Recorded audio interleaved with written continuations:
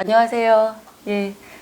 지금부터 하정현 작가님의 새 소설 마고, 미 군정기 윤박 교수 살해 사건에 얽힌 3명의 여성 용의자. 네.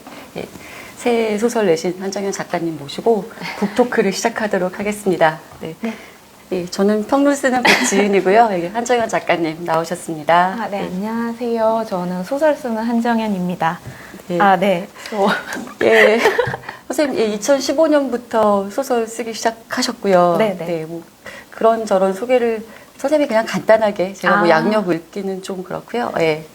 네네. 말씀해 주시겠어요? 네, 저는 생각보다 일찍 2015년에 등단했고, 아시다시피 이제 줄리아나 도쿄, 소녀연예인 이보나, 그리고 이제 나를 말린 문우라고 하자, 그리고 이제 최근에 마고까지 출간했습니다. 오늘은 마고의 북토크.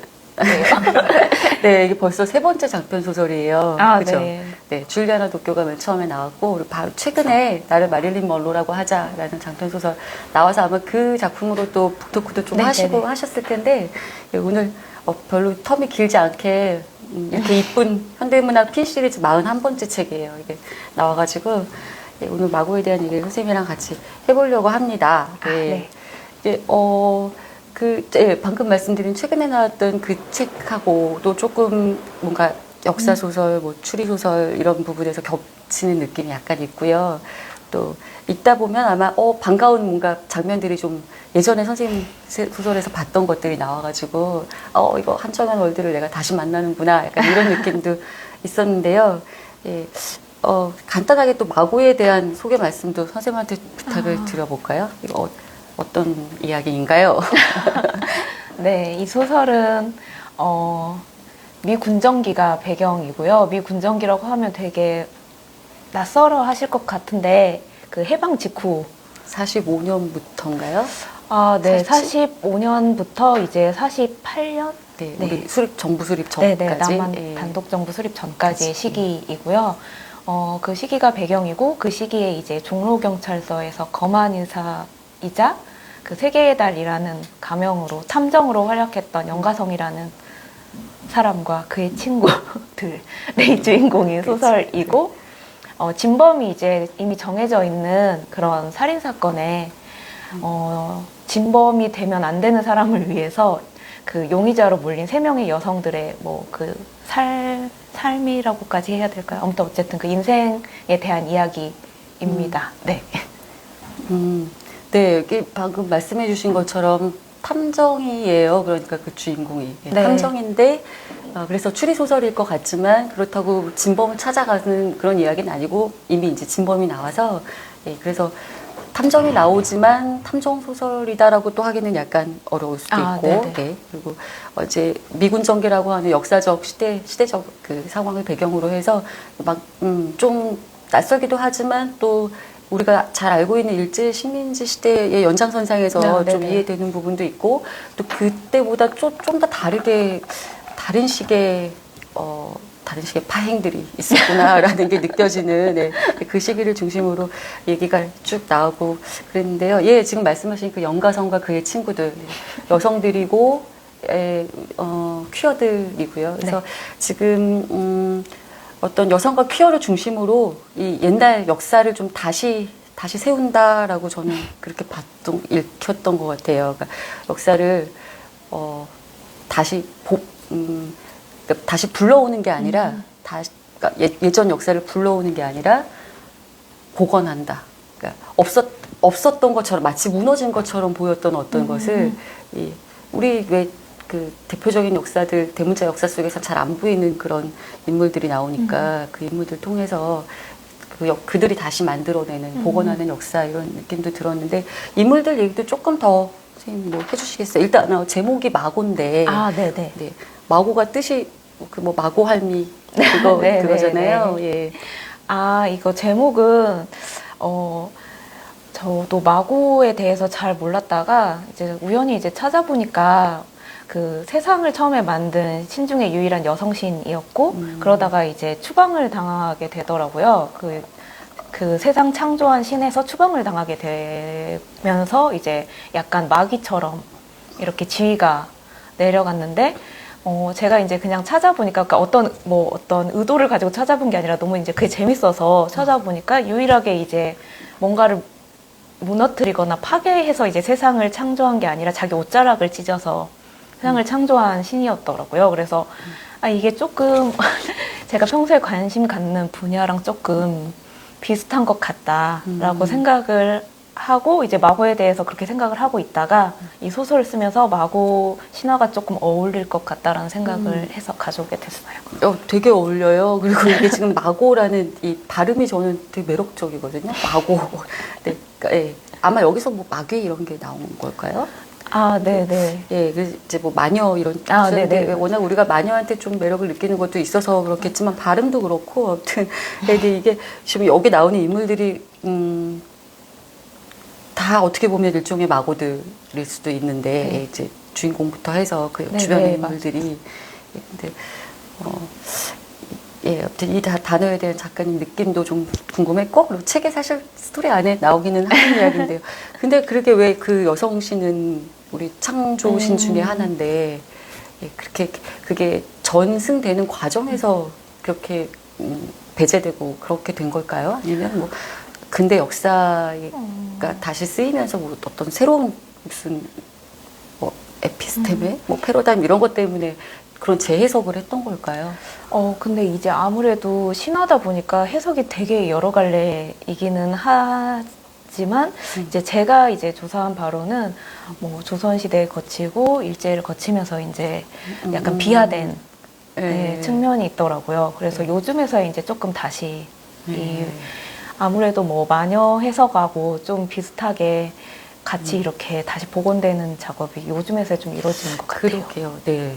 그게 조선시대를 거치면서 뭐 이렇게 많이 이렇게 배제되어 온 어떤 그런 소수자들이나 이런 우리가 지금 생각하는 그런 이제 존재들이 있는데 또 일제시대 거치면서 또 다른 방식으로 그러고 그리고 네네. 지금 이 소설을 통해서 봤을 때는 이 미군정기라고 하는 굉장히 짧은 시간인데도 이 시간 안에 또 좀 집중적으로 뭔가 지금 이 시대에 파행하고 닿아 있는 어떤 기원들이 거기에 있는 것처럼 이제 느껴졌는데 그 뒤에 작가의 말에 잠깐 적어주셔서 그랬는지 이거 쓰시면서 미군 정기 공부가 너무 재밌었다 그렇게 하셨잖아요. 예. 네. 뭐 좀 재밌는 거 알려주실 거 없어요?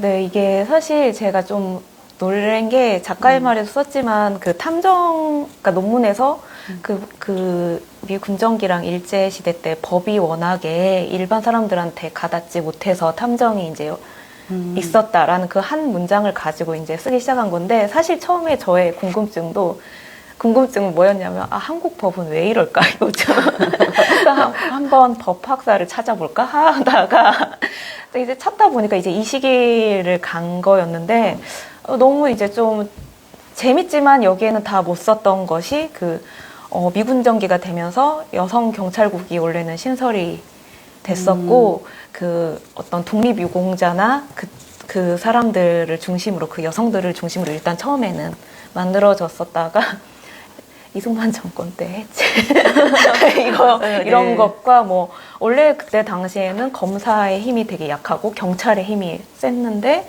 그 이유가 순경들을 거의 자르지 않고 그냥 미군정기에서 바로 그러니까 일제 때 순경들. 그렇죠. 그래서 우리 지금 경찰 다 그때부터 사실. 그런 것도 좀 재밌었고 낙태죄 관한 거. 낙태죄도 그때가 기원인가요?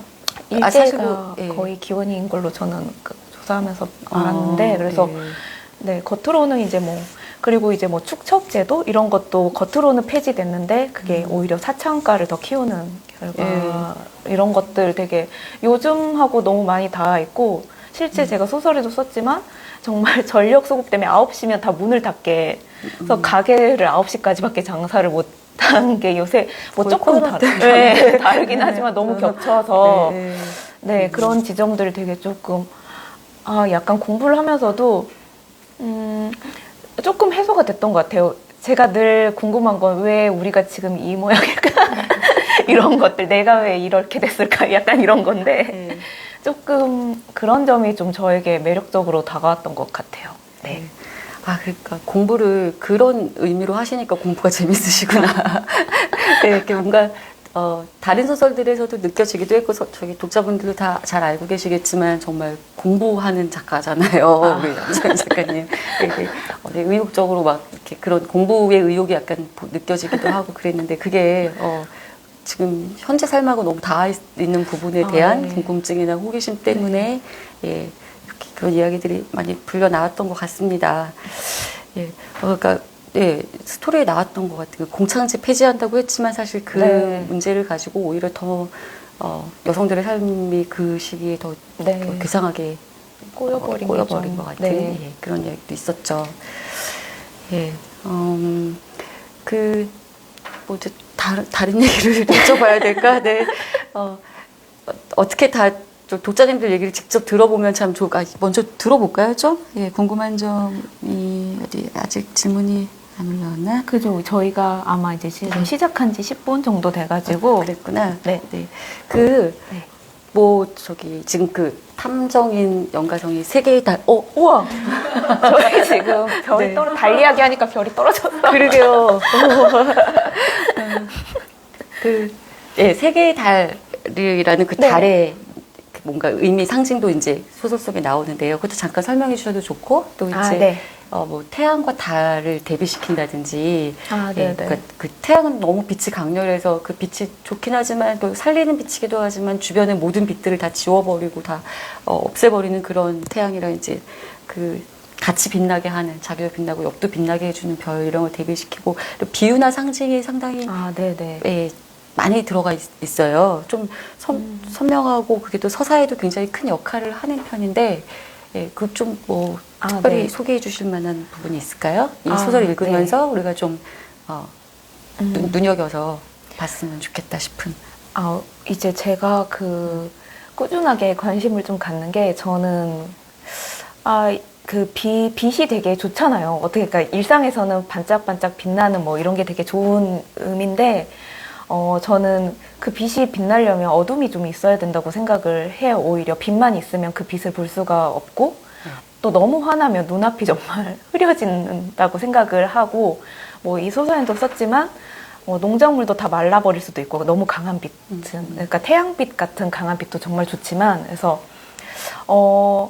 일단 저는 이 안에서, 태양 같은 경우에는 너무나 이제 강한 빛으로 모든 걸 이렇게 조금 다 자기들이 다 보고 있고 관리하고 있고 약간 이런 일본 제국하고 그쵸, 미국, 제국의. 네, 미국 제국을 이렇게 상징하는 것으로 설정을 했고 혹은 이제 그에 상응한 어떤 주요 권력을 태양이라고 생각을 했고 이제 그 반대편에 항상 다른 조금 어릴 때 기억에 외국 어떤 동화를 읽으면 약간 다른 뭔가 불온하고 약간 마녀나 늑대 이런 거랑 함께 묶여서 고양이 약간 어떤 무슨 일이 일어날 것만 같은 약간 그런 존재로 음침하고 네 음침한 약간 근데 어스름한 달빛 네네 근데 이제 저는 그걸 조금 반대로 해서 달빛은 저는 참 은은하고 좋다고는 생각을 늘 하거든요. 그래서 누구를 해치지 않는 빛의 의미로 여기서는 이제 그 주인공들 연가성이나 뭐 그 친구들 근데 더 크게 보면 어떤 역사에서 약간 빛나지는 않지만 각자의 위치에서 최선을 다했던 사람들, 뭐 여성, 소수자, 노인, 일반 사람들, 뭐 노동자들 이런 걸 상징하는 것으로 조금 설정을 했던 것 같아요. 그리고 제가 이제 이거를 처음에 그렇게 설정해놓고 막 조금 서사를 보충하려고 찾다 보니까 과학적으로도 태양도 별의 일종인데 하나인데 너무 이제 빛나는 별이다 보니까 별이라는 생각 좀 안 들고 근데 이제 다른 그 태양의 빛을 반사해서 밤 동안 이렇게 지구를 비춰주는 존재더라고요. 그래서 약간 과학적으로도 저의 소설이나 저의 가치관과는 달이 좀 맞는 것으로 네. 그래서 굉장히 중요하게 등장을 하죠. 네. 태양과 별 대비도 그렇고 이렇게 지금 말씀하신 것처럼 이렇게 태양에 대한 이런 나의 뭐 선생님 가치관, 그러니까 이미지 그거를 좀 설명할 수 있는 어떤 과학적인 뭐 사실들 그리고 거기에 어울리는 그러니까 선생님 자신의 의도, 의지 이런 것들을 이렇게 잘 상징과 비유로 적어서 그 서사를 만들어 주시는데 여기 지금 나오는 인물들도 그러니까 이런 류의 비유 상징뿐만 아니라 인물들 각각도 다 어떤 류의 의미들을 좀 다 가지고 있는 것 같아요. 네네. 예, 이 인물은 어떤 의미로서 또 어떤 기능으로서 이렇게 소설 안에 참여하고 있고 그러한 이야기를 만들고 싶었다라는 그 작가의 의도, 주제, 메시지 이런 것들이 비교적 강력하게 좀 작동하고 있는 것 같은데요. 그것도 좀 선생님이 그러면 간단히 좀 얘기해 주시면 미리 아직 안 읽으시는 독자분들이 좀 더 그런 이야기라면 읽어보고 싶다 이런 생각이 더 드실 수도 있을 것 같아요. 네. 이게 기본적으로는 여러분 진짜 이거는 그냥 사랑 이야기로 사실 읽으셔도 되는데 이제 저는 또 작가니까 나름 의미를 가지고 이게 미군정기라고 아까 말씀드렸는데 그 저희가 한국 전쟁이 일어나기 직전 시기예요. 그래서 그때도 이미 이제 남과 북이 좀 나눠져 있었고 같이 이제 선거를 한 해 만에 막 이런 상황이 있었던 거예요. 그래서 이제 주인공이 그 연가성과 이제 그의 가장 절친한 친구이자 연인이 되고 싶은 어떤 사람인데 각각 저는 이제 남과 북이라고 생각을 하고 그래서 이제 등을 마주 대고 이렇게 돌아가는 그냥 그렇게 회전목마처럼 돌아가는 그 두 사람이라고 제가 설정을 했던 거고 이제 저의 이제 개인적으로 저도 이제 전 문화적으로 연구를 하다 보니까 여기서 이제 양준수라고 일본 제국 시대부터 이제 순경으로 일하는 인물이 나왔는데 엄청 이렇게 얼굴을 자주 바꾸는 사람이거든요. 그리고 이제 남성이나 권력자들한테만 엄청 이렇게 아부를 하는 인물이 있는데 저는 이제 일본 제국이라고 생각을 했고 굉장히 우린 전형적인 전형적인 악의 인물이고 근데 이제 뭐 그 이든이라고 미군 대위가 나오는데 겉으론 굉장히 젠틀하고 계속 우린 친구다라고 이야기를 하지만 사실은 이제 미군 이거 진범을 밝혀도 상관없거든요. 미군을 이제 보호하기 위해서 좀 되게 뒤에서 애쓰는 그러면서도 막 사랑하는 여자한테 관심 있는 여자한테 우리 엄마랑 닮았다 막 이런 제가 조금 하는 그 인물을 약간 그런 걸 섞어 주시긴 했는데 그래도 이든은 저는 보면서 굉장히 긍정적으로 그리셨다고 생각했어요 처음에. 그 어떤 결정적인 게 나오기 전까지는. 그리고 왜 다른 여성 인물들도 꽤 멋있는 남자로 그를 남성으로 뭐 이렇게 파악하는 부분들이 있잖아요. 맞아요. 그래서 약간 헷갈렸거든요. 이든을 일부러 그렇게 했어요. 마지막까지 좀 헷갈리고 약간 미국에 대한 시선이라고 생각을 했어요. 한국인들은. 우리는 친구인가? 하다가 동경하는 뭔가 있었을 동경도 것이고. 있고 근데 사실 또 도움을 아주 안 받은 것도 아니고 그러나 완전히 정말 100% 역사 안에서 우리에게 정말 100% 도움을 준 걸까라는 의문을 남기게 되는. 그렇죠. 네, 그래서 이든 같은 경우는 그리고 뭐 그런 기능도 하지만 말씀하신 것처럼 그냥 어떤 멋진 남자인데 약간 쎄한 느낌 있잖아요. 이게 근데 이제 그 당시에 거기 나오는 아까 말씀하신 뭐 양준수라든지 다른 그 조선 남자들에 비해서 좀 나은 캐릭터로 나온다고 생각했었는데 그쵸 이제 약간 쎄한 그런 느낌을 주는 그래서 사실 편집 과정에서도 처음에 계속 이제 막 이든이 우리 조국 말을 하니까 이제 편집자님께서 왜 자꾸 이런 말을 그러니까 초반에 읽을 때는 하죠? 라고 이제 써 놓으셨는데 제가 일부러 연극적인 좀 캐릭터로 그러니까 내가 멋있어를 아는 남자? 그쵸. 내가 멋있어. 초반에 그런 식으로 접근하고 하니까 그리고 좀 입체적으로 그리고 싶었던 것 같아요. 네. 지금 저기 질문이 비슷한 게 여기 나오는 인물들 중에 선생님 최애 캐가 누구냐고 질문이 하나 올라주셨네요. 등장인물 중 작가님 최애 캐. 네. 저는 여기서 송화라는 인물이 나오는데. 송화요. 네. 이게 제가 또 불교사에 관심이 많아서 비구니한테 관심이 원래 이제 뭐. 관심 많이 많으셔. 관심은 많지만 이제 숙자지 같은 관심이라서. 네. 그래서 되게 연가성에 의해서 이제 도움을 받아서 이렇게 누명을 벗어서 그때 당시에 이제 그 일제 말이나 미군정기 시기에 카페나 이제 호텔이 좀 많았다고 하더라고요. 서울에 살롱 같은 게 해서 카페를 차리고 점을 봐주는. 그래서 돈을 좀 막 끌어모으는 사주 카페 그런 그런 거죠. 요즘으로 따지면 그래서 타로 보고 뭐 네네네. 그래서 이제 그 카페 송화에 이제 운서랑 가성이 사는 건데 얹혀서 이제 저는 이 캐릭터가 제가 좋아하는 인간상인 것 같아요. 그러니까 어떤 자기한테 닥친 불행에 대해서 너무 과장되게 해석하지도 않고 그렇다고 해서 뭐 정말 아픔이나 슬픔이 없는 것도 아니고 그러니까 시를 되게 쓰고 싶어 해서 시 강좌를 되게 들으러 다니는 인물이거든요. 그래서 그러면서 이제 연가성에 대한 마음을 본인도 잘 모르지만 어떤 연정 같은 걸 품고 있는 인물인데 제가 신경이 되게 많이 쓰였어요. 저는 이제 사랑의 형태가 되게 다양하다고 생각해서 송화가 품고 있는 사랑도 되게 크고 막다는 생각이 들고 또 이제 시기마다 그 얼굴을 바꿀 수밖에 없는 어떤 일반 사람들의 모습을 가지고 있는 사람이기도 해서 제가 이제 가장 좋아하는 인간상 너무 과장되지 않는 네. 되게 외유 내각이라고 하나? 근데 겉으로 좀 되게 유약해 보일 수도 있는 네네. 어떤 그 형상이지만, 예. 근데 굉장히 다정한 사람이잖아요. 아, 그죠. 왜냐면 이제 제 주변에 시 쓰는 친구들이 대부분 다정해서 그런 생각을 했던 것 같아요. 아, 그러니까 어떤 좋아하는 그런 캐릭터라는 게 이렇게 주변에 있는 친구들 중에 있는 많이 캐릭터, 다정한 애들이 본인이 보통. 이렇게 내가 되고 싶다 이런 거과는 좀 다른 건 아닐까요? 그렇게 다정한 사람이 되고는 싶지만 되기는 어려울 것 같아요. 그래서 나는 말고 또 주변 사람들로. 네네. 네, 그리고 그 바로 좀 밑에 나온 질문인데요. 예, 이게 그동안 작가님 소설 연장선상에 있는 것 같으면서 좀 다른 부분도 있는 것 같아요. 네. 그게 뭐 이제 읽어보시면 아까 제가 초반에 또 말씀드렸지만 또 다른 소설 특히 우리의 소녀는 과학소년, 우리의 소원은 과학소년이라는 단편집에 있는 인물들이 나와가지고 너무 반가운 거죠. 예. 뭐 좀 어떤 부분이 연장이고 다른지 네네. 네, 작가님한테 여쭤본 거니까.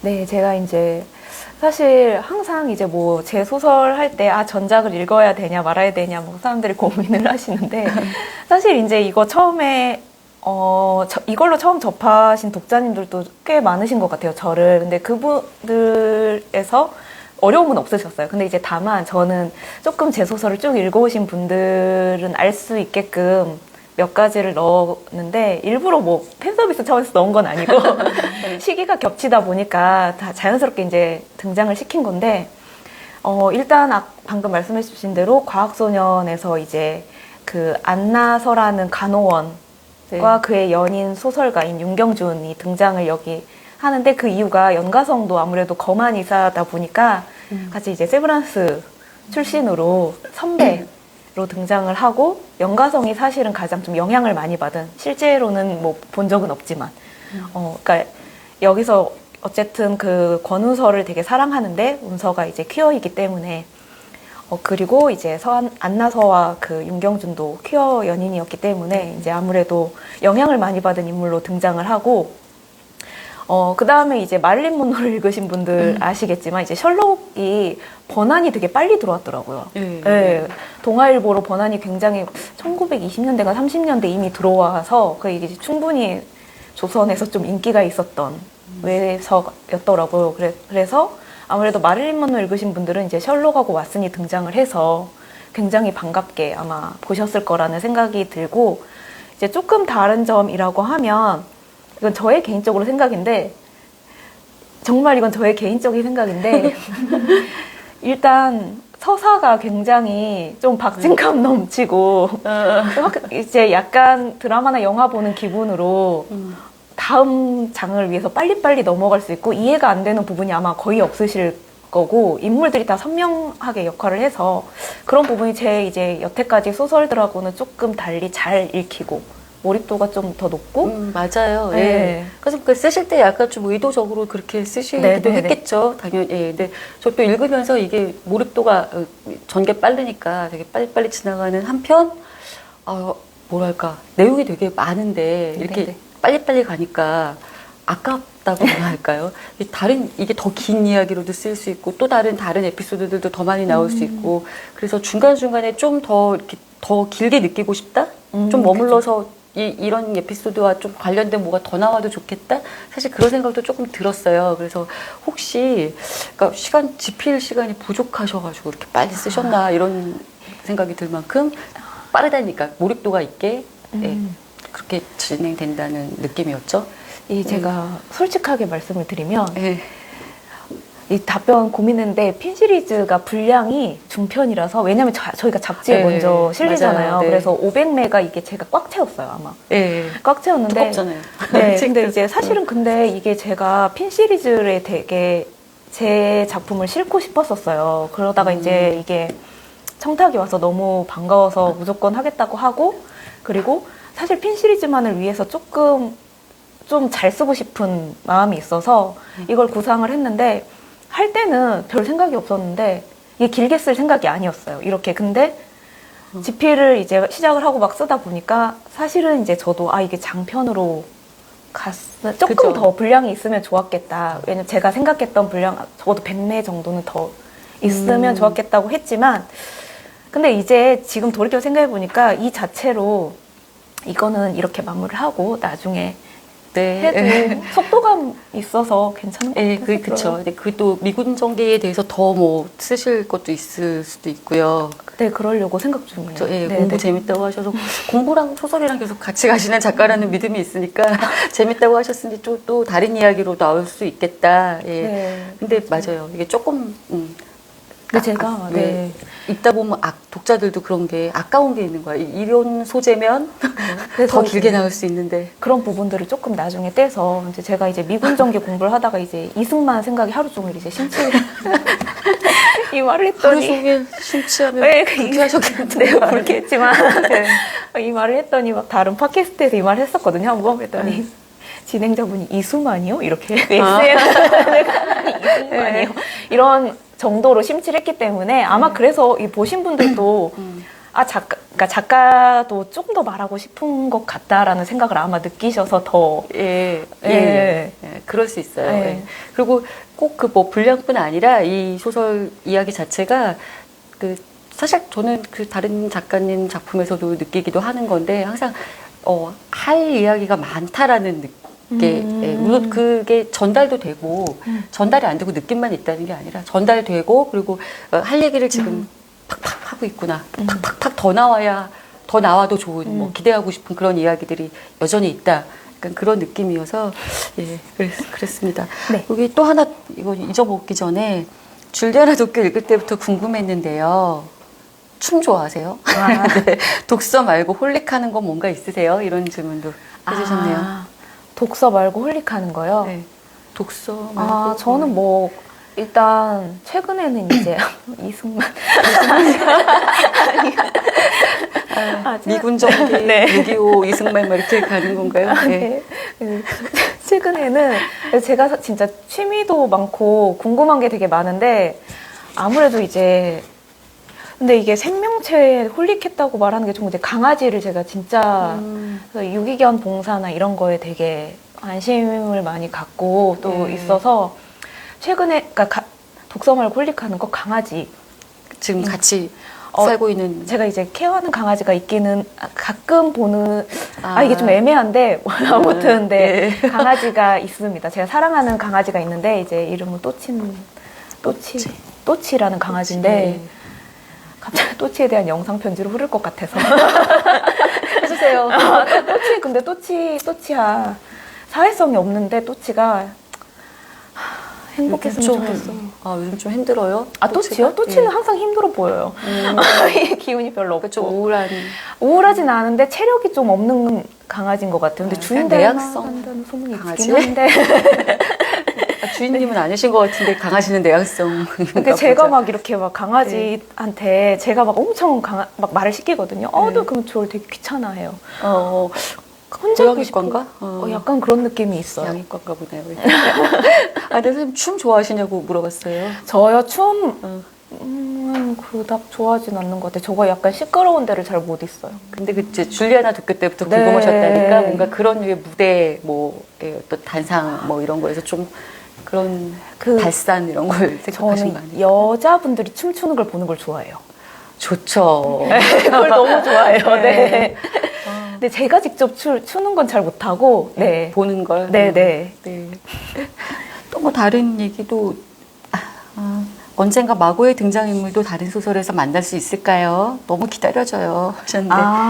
아무래도 만나실 것 같아요. 저는, 그러니까 사실은 저는 이게 막 연작이라고 하면 보통 전에 걸 읽어야 읽을 수 있다가 아니라 저의 연작의 느낌은 이 세계가 있잖아요. 그러면 저에 대한 이야기 한 번 했다가 백진쌤 이야기 한 번 했다. 약간 근데 그럼 당연히 제가 옆에 있으니까 겹치는 거잖아요.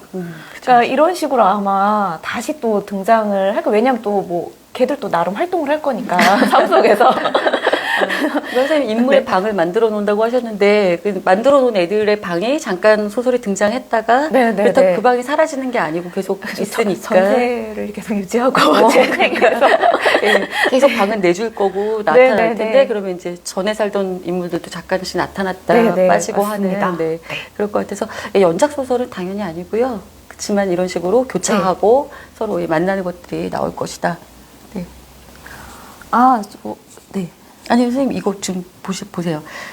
이보나를 처음 읽고 너무 어려운 거예요. 그래서 읽다가 포기하고 나를 마릴린 먼로라고 하자를 읽었는데 정말 흡입력이 강해서 푹 빠져서 읽었어요. 그래서 너무 좋은 작품으로 기억하다가 마고를 읽고는 완전 반했습니다. 왜 이보나는 어렵게 느껴질까요? 이보나, 이게 아마 연작이라는 말을 듣고 이보나를 읽으셨을 때, 이름이 같은데 왜 똑같이 활동을 안 하지? 아마 이렇게 하다 보니까 약간 헷갈리고, 시간 같은 게 막 헷갈리고 이러셨을 것 같은데, 여러분 이름이 같다고 해서 같은 삶을 살진 않잖아요. 네, 그런 느낌으로 그냥 보시면 또 이제 또 각자의 이야기로 선명하게 읽으실 것 같고, 말은 이렇게 하지만, 마를린이나 마고가 더 재밌을 수도 있어요, 실제. 사실 쓰실 때 일단 더 재밌게, 더 활달하게 쓰셨던 것 같기도 해요. 그리고 이보나는 아무래도 단편들은 이야기가 또 짧고 하니까 조금 더 아직 내가 소화하기 전에 이야기가 끝났다 이런 느낌도 있고요. 그래서 그냥 개인적으로 저도 말씀드리면 좀 어렵게 느껴지는 소설은 한 번 더 읽으시면 돼요. 그러면 2번 읽어도 잘 이해가 안 돼. 근데 더 이상 읽고 싶지 않으면 뭐 그건 그럴 수 있는데 근데 좀 이해가 안 되고 궁금해 그러면 한 번 더 읽으시면 3번 읽으시면 맞습니다. 그러면 재밌어집니다. 재밌어지는 것 같아요. 예. 네, 이제 뭐 또 질문 계속 하다 보면 우리도 또 하고 할 얘기가 있으니까 예. 선생님 그러니까 지금 계속 공부를 하고 계신 거죠? 연구자. 네. 근데 참 연구자라는 말이 약간 부끄러워. 왜요? 뭐 연구자는 좀 더 뭔가 다른 해야 된다고 생각하세요? 아니 이제 연구를 워낙 잘하시는 분들 많고 기간이 되게 저는 이제 어쨌든 본격적으로 뭔가 연구를 한 기간이 그렇게 길지 않으니까 그러니까 뭐 학교에서 뭐 제도권 안에서의 공부에 대한 말씀? 저는 이제 사실은 학교 안에 남아서 연구를 한다기보다는 그 연구재단 이런 데 제가 프로젝트를 따서 그냥 개인적으로 하는 건데 그 기간도 이제 길지 않으니까 약간 뭔가 그러니까 20년, 10년 이렇게 지구쌤만 하도록 또 오래 하셨잖아요. 저 진짜 안 하죠. 그래서 왜 민망합니다. 네. 아니에요. 그렇지 않고요. 저는 사실 왜 여쭤보냐면 이게 아까 뭐 공부와 소설이 같이 간다. 그건 이제 그냥 하시는 말씀. 근데 저는 사실 이런 소설 거의 논문이라고 생각해요.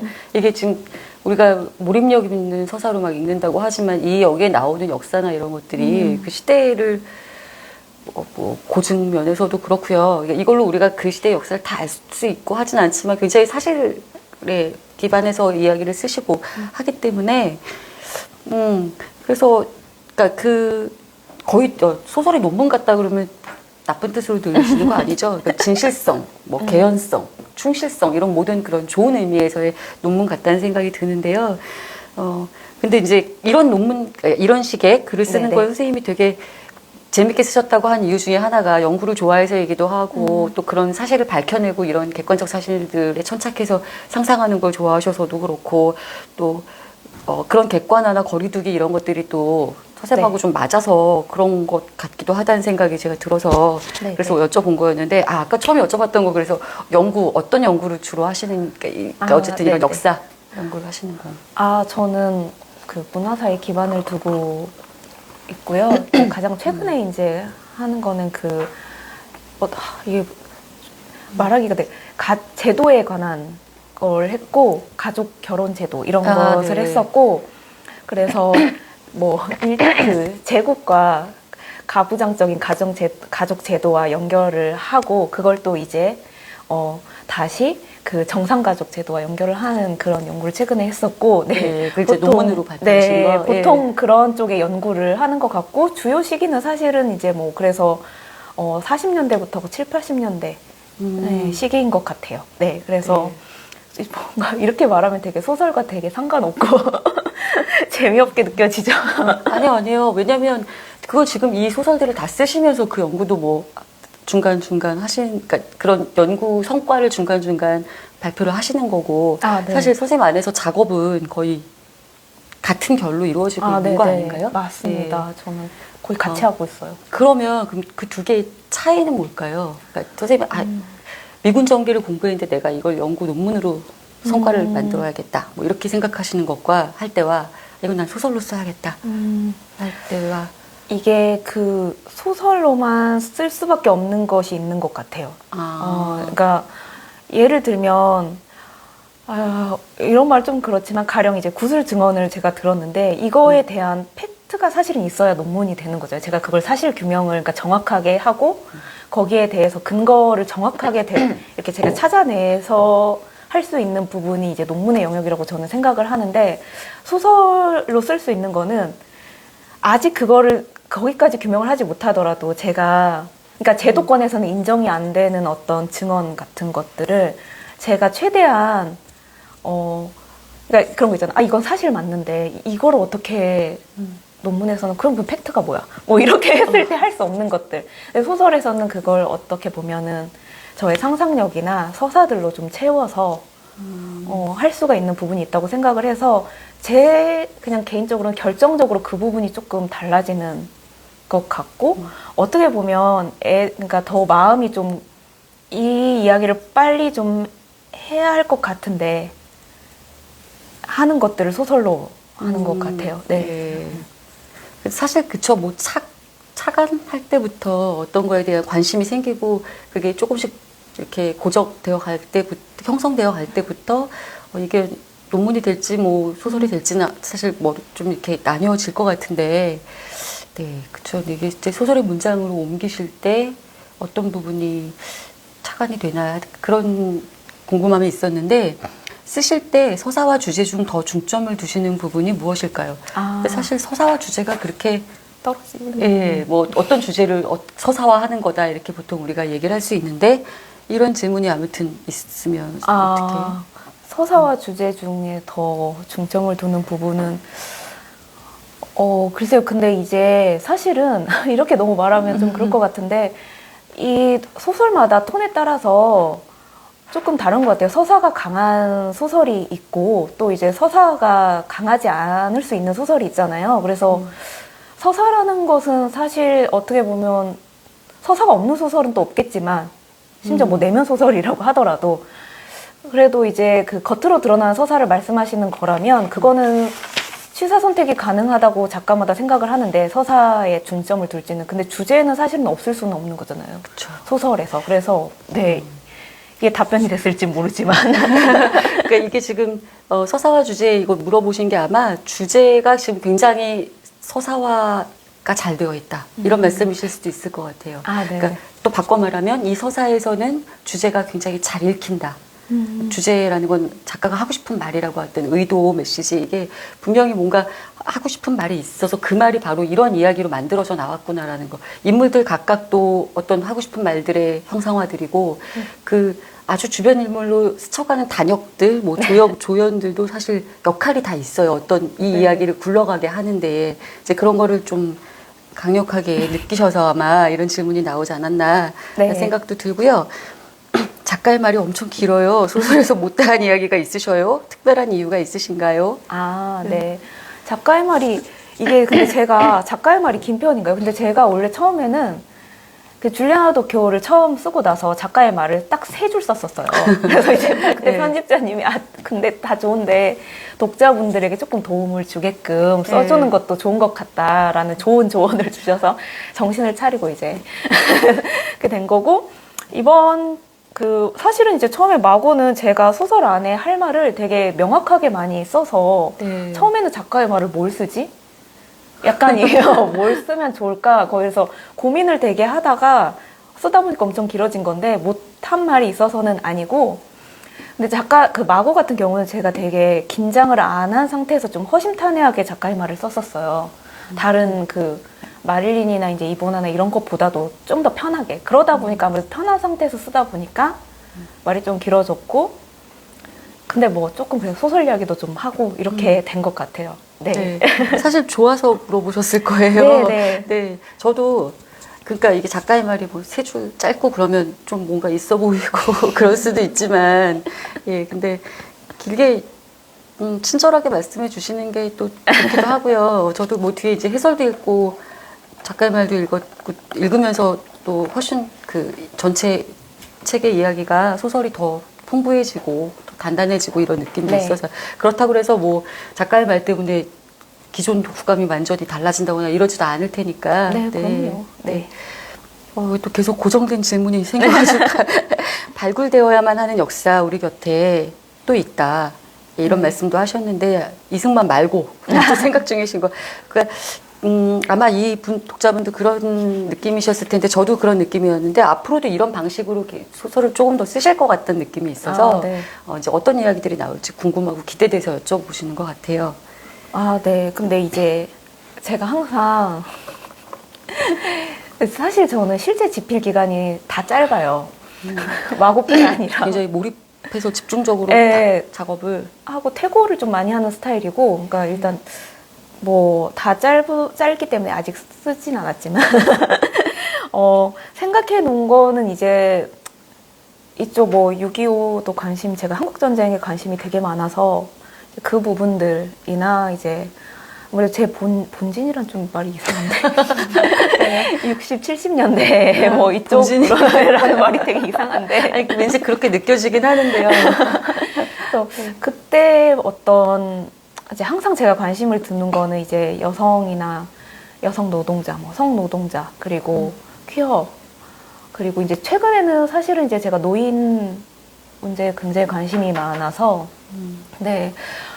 그쪽으로도 이제 시대적 배경은 아무래도 이제 그쯤이 되겠지만 이제 어떤 쪽으로 이제 포커스를 맞출지는 아직 정하지는 않은 것 같아요. 하지만 뭐 제가 이승만에 관심이 많다고 해서 이승만에 대해 쓰진 않겠죠. 그건 확실합니다. 네. 네. 최근에 노인 문제, 그러니까 노인이라는 존재, 네. 그런 주체, 서사의 네. 주체로서의 그런 게 관심이 생기셨건 뭐 특별 계기라든지 하실 말씀도 있어요? 왜냐면 이거 근데 너무나 흔한 이야기지만 노인 같은 경우에는 되게 좀 한국 사회에서 오랫동안 당연하게 생각을 했던 것 같아요. 그러니까 소외받아야만, 그러니까 고려장 문화 때문에 그런 건지 소외받는 게 되게 당연하고 조금 쓸모 없어진 존재? 그리고 이제 가장 솔직히 그냥 말씀드리면 저도 이제 언젠간 늙을 거니까. 제가 좀 여쭤본 게 그거예요. 저도 노인이라는 존재가 자꾸 관심이 가게 되는 게 정말 나이 먹음하고 같이 가는 거잖아요. 예, 근데 왜 이렇게 늙는다는 생각을 젊을 때 잘 못하고 있고 살았구나를 이제 절실히 알아가는 나이가 되어가는 거겠죠. 네, 그래서 그러니까 이제 남은 생이 다 여생이다 싶으니까 뭔가 이 노인으로 산다는 건 어떤 걸까? 그런 그죠. 이제 그리고 저희 부모님도 이제 노인 세대가 됐는데 제가 그리고 이제 이보나는 할아버지 할머니 때문에 쓰여진 건데 그때 이제 좀 느꼈어요. 할아버지 할머니 아프시면서 제가 이제 막 이렇게 치매나 이런 걸 너무 가까이서 보고 근데 이게 참 근데 좀 슬픈 게 그거였어요. 뇌나 마음은 안 늙는 것 같다, 사람이. 이런 걸 어떻게 해야 될지 이런 간극을 해서 아무래도 그렇죠. 역시나 앞으로 저의 미래를 상상하며. 작가님, 그러니까 저는 노화는 에너지가 떨어지는 게 제일 큰 그거 같은데, 그러니까 우리가 왜 노인을 자꾸만 지우고 살았는지 하면 노인들 스스로 에너지가 좀 되게 딸리면 활동이 힘들고 뭐 그래서 자꾸 더 다른 이제 이 활발한 세상 안에서는 잘 안 보이고 그랬던 거 아닐까. 근데 이제 내가 에너지가 떨어져 가니까. 근데 작가님은 아닐 것 같아. 안 늙으실 것 같은데요. 그랬으면 좋겠네요. 네, 소설 속에 등장하는 인물들이 퀴어적 성향을 가지고 있고 각자 다른 색의 매력을 내뿜고 있다는 생각이 들었어요. 네, 그렇죠. 어떻게 탄생하게 아까 얘기 조금 해주시긴 했는데 퀴어적인 부분에 대해서 조금 더 해주실 말씀이 있으면 여기도 어떤 계기로 퀴어에 대해서 관심을 가지게 되셨나요? 네. 여기 보세요. 마릴린 먼로 읽기 전에는 네. 큐어에 대해서 개인적으로는 좀 반대를 하고 물론 이제, 근데 이 책을 읽고 좀 생각이 많이 바뀌셨다, 영향을 받으셨다, 이런 말씀을 해주셨네요. 일단은 이렇게 말씀을 드리면 좀 실망하실 수도 있지만 제 주변에 많은 수가 큐어 저희 친구들도 그렇고 제 가까운 아주 가까운 그래서 네. 큐어가 좀 많아서 이제 사실 저한테는 낯선 존재가 아니었어요. 어릴 때부터. 근데 이제 그걸 깨달았죠. 그 어릴 때 좀 충격을 받았던 게 밖에서 이제 제가 좋아하는, 제가 사랑한 가까운 존재의 그런 거에 대해서 말을 하면 안 된다는 거를, 그러니까 그 사람들이 곤란해진다는 거를 어릴 때 깨닫게 됐고, 그러면서 이제 계속 왜 저 사람들이 저렇게 고통을 받아야 하는 거지? 그러니까 저한테는 너무 이제 그게 맹점이었고, 왜냐면 그래서 좀 그들의 존재를 사실 부정을 해버리면 저의 존재도 부정이 되는 거거든요. 네, 근데 너무나 그런 것들을 되게 숨기고 살았다는 생각이 들고, 이제 커가면서는 저희 집의 영향도 있지만 어쨌든 어떤 국가폭력 피해자든 여성들이든 어떤 소수자들이 겪는 고통과 그들이 일상적으로 겪는 고통이 어떤 면에서 굉장히 유사하다라는 생각을 하게 됐어요. 저도 이제 사실 커가면서 여성이다 보니까 한국에서 많은 폭력적인 상황에 물론 아무튼 제가 가진 아이덴티티가 있잖아요. 여성이고 30대고 지방 출신이고, 그리고 또 저희 집까지 하면 국가폭력 피해자로 오랫동안 빨갱이 집안으로 되게 낙인 찍혀 있었고, 이런 것들을 겪으면서 되게 약간 고통 속에 산 게 있었는데, 침묵이나 그런 정서가 좀 유사할 수 있다는 생각을 하면서 이제 본격적으로 조금 더 관심을 갖게 되고, 그게 제 작품 세계에서도 영향을 좀 끼친 것 같고, 이거를 말하면 할수록 말을 많이 해야겠다라는 생각을 했던 것 같아요. 네. 그 소녀 연예인 이보나에 나오는 그런 문장이 경험해보지 못한 세계는 좋아하는 사람을 통해서 보는 거야. 이렇게 그 문장이 있잖아요. 그렇게 해서 피어든 다른 소수자들, 폭력 피해자들에 대한 경험을 하셨겠어요. 네. 예. 그 문장이 생각나네요. 그렇죠. 제가 이렇게 많은 취미를 갖게 된 건 다 좋아하는 사람들이 많아요. 좋아하는 게 능력이에요. 근데 그런 것 같아요. 네. 우리 이거 소설 소개될 때 보면 막 아키비스트 한정연 이렇게 되잖아요. 이제 이 별명은 마음에 드세요? 아키비스트 소설 그런 보면 멋있어요. 아키비스트. 그렇죠? 마음에 들어야 하겠죠. 좋다고 생각하면 좋아질 수 있어요. 다.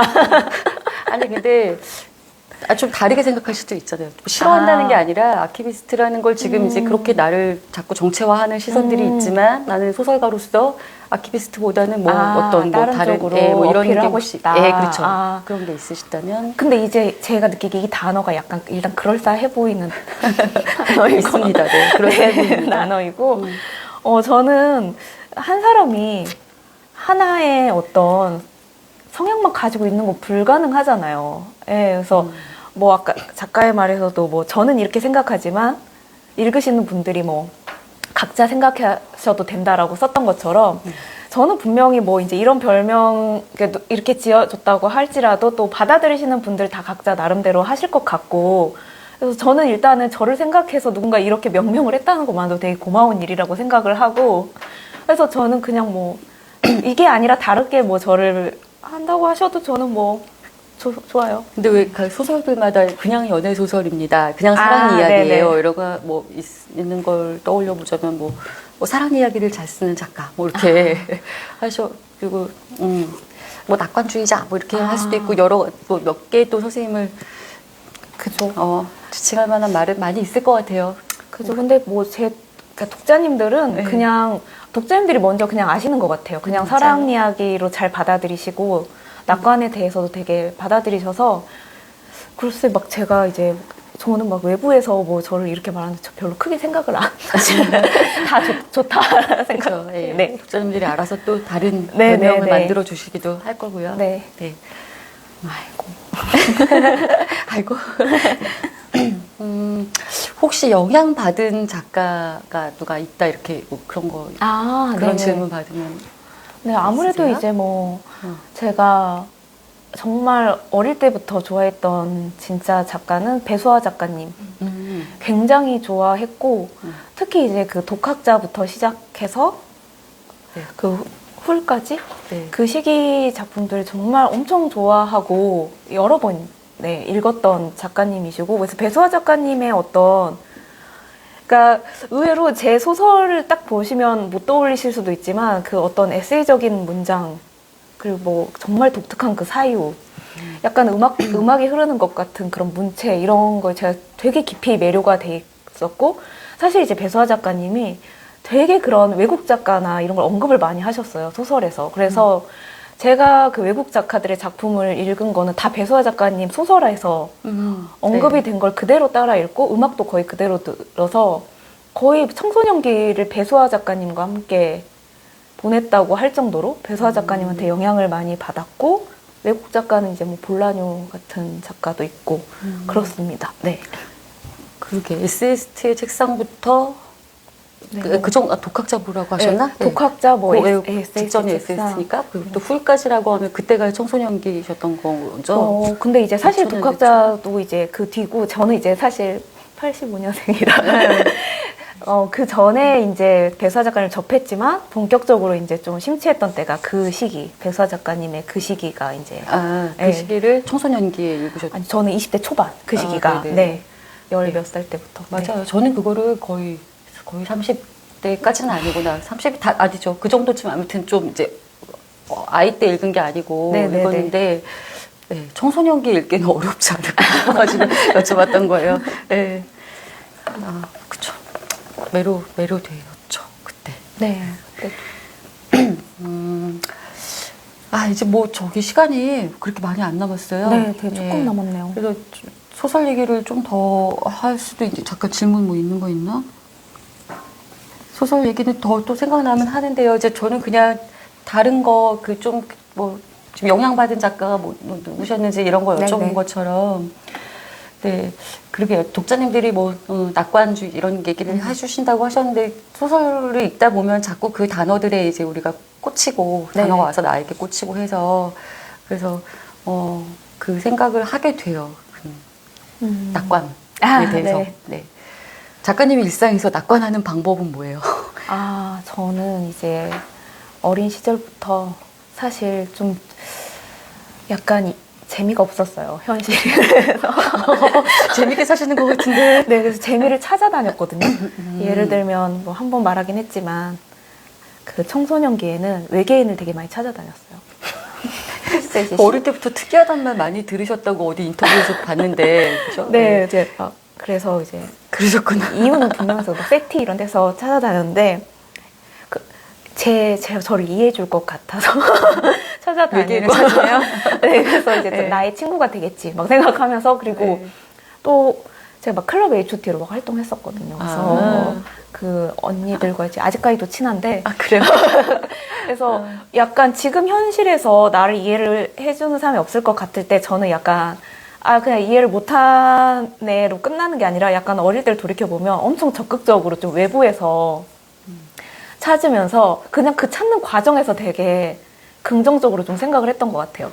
그러니까 실제로 찾아서라기보다는 그러니까요. 그게 뭐 외계인을 찾아서 이해를 더 받는 게 아니라 사실은 이해를 받고 싶어서 찾았지만 수행평가 시키려고 찾은 건데 네. 근데 스스로 그것들한테 몰입하면서 그러니까 아까 H.O.T도 그렇고 뭐 그러다 보니까 오히려 그러니까 내가 타인을 이해하는 게 자기가 이해받는 거하고 환치가 되는 거네요. 그냥 그 과정이 재밌었던 것 같아요. 스스로를 알게 되고 욕망에 대해서도 알게 되고 그래서 그냥 그런 식으로 자질구레한 낙관들이 겹치는 것 같아요. 네. 그러니까 그런 류의 즐거움들이 겹쳐서 일상의 낙관을 겹쳐서 낙관을 만들어낸다. 네, 그것도 에너지가 있어야 되는데 맞아요. 그걸 어디 TV에 나왔던 영상인데 정재승 박사가 뭐 예전에 무슨 프로그램에서 나왔던 거 저는 뒤늦게 아마 봤나 봐요. 근데 사람 뇌가 어떤 때 빨갛게 막 불이 들어오는지. 근데 이제 연인의 사진을 보여주었을 때 빨간 뇌 사진이 있으면 뭐 빨간 부분이 뭐 한 10% 정도 들어왔다라고 만약에 한다면, 예, 근데 그 덕질하는 자기, 그러니까 스타, 자기 팬지라는 스타의 사진을 봤을 때 이게 훨씬 더 많이 활성화되는 거예요. 연인보다. 그래서 뭔가 정말 덕질의 즐거움이 뭔지를 알았다 싶었는데, 예, 아무튼 그런 것들이 우리의 낙관을 만든다 이런 얘기도 하신 건데요. 마지막으로 고정된 네. 게 하나 있어서? 지금까지 햇빛은 왕, 권력, 양지 느낌이었고, 연결짓게 해주셨다. 네, 감사합니다. 다른 음지, 그림자 그런 느낌이었는데 막으로 인해 연결짓게 되었다는 그런 말씀이었어요. 스포일까요? 가성은 어떻게 살아갈까요? 네. 이렇게 이제 예. 가성 이 주인공. 네. 네, 가성은 어떻게 살아갈. 근데 저의 그냥 이거는 소설이 아니라 제가 가성이라면 저는 제가 사랑하는 사람들을 생각해서라도 죽지 않고 살아갔을 것 같아요. 죽지 않고. 그리고 또 새로운 사람을 만났을 수도 있다고 생각을 해요. 저는 그 사랑에 진짜 진정한 사랑이 꼭 영원을 담보하는 건 또 아니라고 생각을 하고, 그래서 뭐 이렇게 저렇게 제가 가성이라면 저는 어떻게든 살아가고 그 사람들을 기억하며 살아갔을 것 같고, 소설 속의 가성은 이제 어떻게 살아갈지는 이제 여러분 각자의 판단에 맡겨서 하겠습니다. 작가님이 쓰시는 사랑 다른 데도 나왔지만 서로를 살리는 사랑. 네. 그러니까 왜 사랑은 뭐 상처도 서로 주고받고 뭐 괴롭고 고통스럽고 뭐 어떻게 어쩔 줄 모르고 속수무책이고 이런 게 있지만, 그런 거보다 아무튼 서로를 살리는 사랑 얘기, 서로를 구하고 지키고 살게 하는 사랑 이런 얘기 많이 해주셨잖아요. 그러니까 네. 가성이 뭐 이제 어떻게 살지는 우리가 약간의 느낌으로 그려볼 수 있을 것 같은데, 아까 제가 낙관은 일상에서 어떻게 하세요? 라고 물어봤던 것처럼 서로를 지키는 사랑, 구하고 서로 살게 하는 사랑은 어떻게 하면 좋을까요? 일단 제가 보기에는 나부터 잘 살아. 내가 잘 사는 거. 그러니까 그냥 제가 티되지 않게. 좋아하는 말인데 이게 어디선가 나온 말일 것 같은데, 네. 존재에 감사하고 부재에 실망하지 않는다? 이 말 항상 좀 새기고 있는 것 같아요. 그러니까 뭐 상대한테, 그러니까 저는 개인적으로 조금 너는 내가 아니라는 걸 항상 인지를 하려고 노력하는 편인 것 같아요. 그냥 그 사람 그 자체로 좀 보려고. 그냥 그게 제가 생각하기에는 서로를 살리는 사랑. 그러니까 살리는 건 결국 그냥 두는 거네요. 그래서 보존, 인정을 두는 거. 변한다면 변하는 것도 그 자체로 그냥 제가 지켜봐주는. 그러게요. 근데 그럼 또 아무 사랑을 안 하는 것 같이 보일 것 같기도 하고. 나의 사랑하는 마음을 어떻게 해야 되나. 기프티콘 같은 거. 기프티콘 같은 거. 그러게요. 네. 예. 시간이 벌써. 예, 뭐 그래도 아직 조금 남았어요. 네. 좀 더 마지막 더 얘기해봐도 되고. 네네. 아까 홀릭 독서 말고 뭐 하세요? 네. 그랬더니 강아지 얘기 하셨잖아요. 근데 그거보다 꼭 소설 쓰기 말고 또 뭐 논문 쓰기 말고 네. 뭐 다른 것도 뭐 이렇게 하시는 일상에 뭐 일들이 있으세요? 그러니까 일기, 에세이 뭐 그런 거 쓰세요? 저 진짜 일기 SNS? 절대 안 쓰고요. 안 쓰시고 일기 절대 안 쓰고. SNS도 사실은 좀 그런데 저 약간 이제 제가 일을 할 때 뭐가 나왔습니다. 이런 정도로만, 그러니까 사람들이 다른 계정이 있을 거라고 생각하는데 없고. 네. 메모도 왜냐면 저는 약간 좀 에너지가 유출되는 것 같은 느낌이 들더라고요. 절대 안 씁니다. 네. 그러게. 뭔가 자기 자신으로 사는 데에 그런 너무 다양한 활동들이 요즘 일상에 많이 포진돼 있으니까 그것들을 다 하려면 그것도 좀. 그리고 제가 말이 진짜 많아가지고 일기를 한번 쓰기 시작하면 거의 대화 일기처럼 끝나지가 않아서 네, 감당이 좀 안 되더라고요. 그럼 뭐 쓰실 때 쓰는 고통 막 쥐어 짜내고 뭐 이런 거는 없으시겠어요? 아니요, 소설 쓸 때 너무 힘들고요, 사실은. 진짜 너무 힘들고요. 약간, 근데 정말 너무 황당한 거는 쓰고 나면 까먹어요, 그 고통을. 그쵸. 그러니까 또 계속 쓰시고 이거 언제 까먹으세요? 완고됐을 때? 저는 정말 그 편집자님께 메일 쓰는 순간 다 까먹어요. 리셋됩니다. 그러게, 맞아요. 저도 비할 바는 아니지만 아무튼 어떤 짧은 원고라도 딱 메일로 샌드를 탁 누른 순간 그때 이제 바로. 가장 네. 행복한 순간. 뭐든지. 근데 참 그래서 이제 그 다음 소설도 쓸 수 있겠다 생각하고 신나게 하면 네. 정말 흰머리가 엄청 많이 나요. 예. 이렇게 해서 시간이 진짜 거의 다 돼서 우리 뭐 네네. 마무리 뭐 발언을 뭐 딱히 한다기보다요. 네, 여러분 잘 어떻게 재밌게 들으셨는지 작가님이 말씀 너무 잘 많이 해주시고 해가지고요. 네, 저도 처음보다 시작할 때보다 훨씬 편안한 마음으로 그냥 작가님 얘기 듣고 그러고 했습니다. 마구 지금 많은 얘기 나눴는데요. 아직 안 읽으신 분들 꼭 읽어보시면 지금 아마 들으시면서 읽어봐야겠다 이런 생각 많이 하셨을 것 같아요. 네. 재밌게 읽어주시고요. 작가님 좋은 말씀 감사합니다. 예, 마지막 한마디 해주시고 우리 네. 인사하죠. 제가 진짜 이 마고를 쓰면서 스스로 이거 되게 재밌는 것 같다 막 혼자 하면서 무슨 사적인 이야기지만 처음으로 이제 알라딘 10,000포인트를 넘어보면서 이게 모든 사람이 잘 읽을 수 있는 소설이구나 약간 안심하면서 네. 더 겁내지 마시고 그러니까 약간 이번에 읽으신 분들은 한여인 작가 소설 어렵지 않나 라는 생각을 하실 텐데 약간 저도 약간 쇼호스트처럼 너무나 여러분 재밌는 소설이고 표지도 너무 예쁘지 않아요? 그리고 심지어 해설도 너무 좋고 여러분 이게 다 편집자님 너무 좋은 표지를 골라주시고 해서 너무 예쁘고 또 가벼워요. 이게 되게 무거워 보이잖아요. 네. 이 시리즈는 항상 이 그립감을 자랑합니다. 네, 그래서 한번 읽어보시면 후회하지 않으실 거라고 생각해요. 네. 오늘 재밌는 말씀 감사하고요. 네, 오늘 그럼 이것으로 북토크는 마치도록 하겠습니다. 네, 감사합니다.